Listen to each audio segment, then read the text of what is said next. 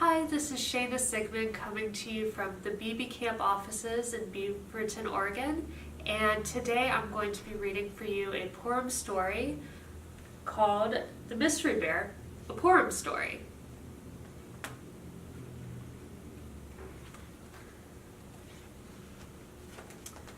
Something woke Little Bear from his winter sleep. It wasn't his mother. She was still fast asleep. What was it? His stomach rumbled as though to say, I did. That was it. Little Bear was hungry. He hadn't eaten anything since last fall, and here it was, nearly spring. Now, no wonder he was hungry. He stuck his head out of the den. Yes, it was spring. The snow was almost gone. There must be something out there for a winter-hungry bear to eat. Little Bear's shaggy head swung this way, that way, looking. His black nose twitched this way, that way, sniffing. Good news for his nose, a smoke smell. Little Bear didn't know much about the world, but he did know that where there was smoke, there might be cooking. Where there was cooking, there was food. And that's where Little Bear wanted to be. As fast as he could put one furry foot in front of the other, off he went, sniffing all the way. And there it was. The delicious smell was coming from the chimney of a little house by the river. The front door of the house was open, and Little Bear could see people inside. The grown-ups were taking food from the stove to the table. The children were leaping around and tooting horns and shaking wooden rattles. What a frightening noise they made!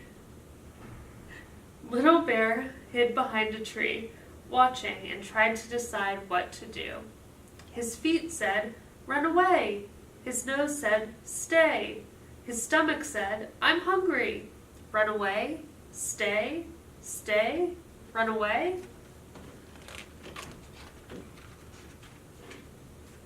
Suddenly, through the woods came a crowd of people. They were singing and playing music and beating drums. They wore masks and crowns and beards and false noses. One was even wearing a whole horse's head, but Little Bear had eyes only for what they were carrying. Such good things, fruit and nuts and honey. Little Bear's mouth watered. Honey? To a hungry bear, honey is better than money.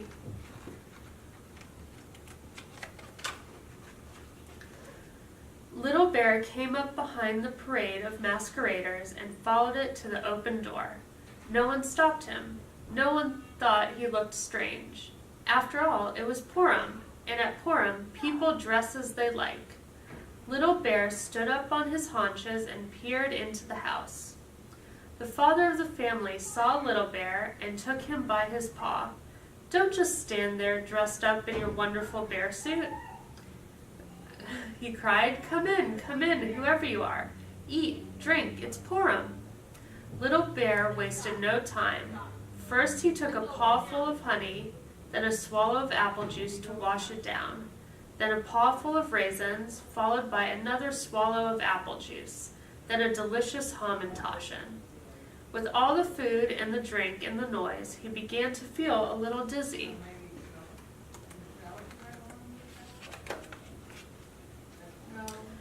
"Who is that dressed up in the bear costume?" someone wanted to know. "If he wasn't so short, I'd say it was Bella the tailor," was the reply. "Bella makes wonderful suits.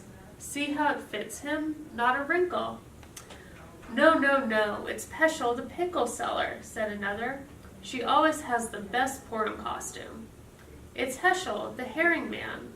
I'd know his bandy legs anywhere," someone else said. "Hey, Heschel," and the man gave Little Bear a nudge to get his attention.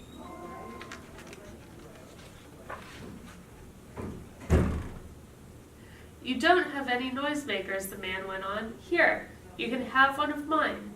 He put a cap with bells on Little Bear's head. Little Bear looked up from the feast and gave a tiny growl. Itzig heard it and tugged at his mother's skirt. "Mama," he whispered, "I think it's a real bear." His mother laughed. A real bear? In David's house? Drinking juice, eating Hamantaschen? Don't be silly, my son. The leader of the masqueraders stood up on a chair. Listen, everyone, he cried. It's time for the Purim play. Where is Queen Esther and King Ahasuerus? And Mordecai, where are you? Stand here with your horse. And all you people of Persia, gather around. That's it. Now where's Haman? As always on Purim, at the word Haman, such a booing and horn blowing and drum beating broke out that the little house shook and the dishes on the table jumped.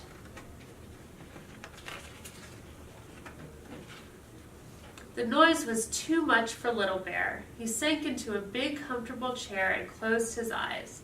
All he wanted was to be left alone. Everyone must be part of the Purim spiel, called the leader. You too, Bella Heschel Peschel, whoever you are. You have to be one of the Persians too. Come on. But Little Bear could hardly move. He was too full of good things and was very, very sleepy. Never before had he gotten up as early as he had that morning. So he stayed where he was. The people shouted in his ear, they shook him, and they tickled him. Little Bear gave a tiny growl. Only Itzik heard it. He tugged at his mother's sleeve.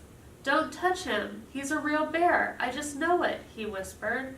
But no one paid any attention to Itzik. Wake up, they shouted at the mystery bear. It's time for the Purim play. Someone poked Little Bear with a stick. The point of the stick landed right in the middle of Little Bear's full belly. He gave a tiny grunt. Only Itzik heard that too. Itzik tugged harder at his mother's skirt. Mama, he whispered, don't touch him. He's a real bear, I tell you. But his mother did not hear him. She gave Little Bear a shake to wake him up. That was too much for Little Bear. He leaped out of the chair with a roar. His white teeth flashed and his mouth opened wide to show his great tongue. All the Purim players shrank back in fear. It's a bear, they cried. It's a real bear. Run for your lives. The people tumbled out of the house and ran to hide. They hid in barrels. They climbed trees. They scrambled onto rooftops. They crowded into the cowsheds and hid behind the cows. Some even jumped into the river. But Little Bear did not chase them. Why should he? He'd had all he could eat and drink. All he wanted now was to go back to his den and finish his winter sleep. He started toward the woods. But Little Bear did not chase them. Why should he? He'd had all he could eat and drink. All he wanted now was to go back to his den and finish his winter sleep. He started toward the woods, but for some reason he could not stay on the path. Little Bear was too sleepy and too full of food.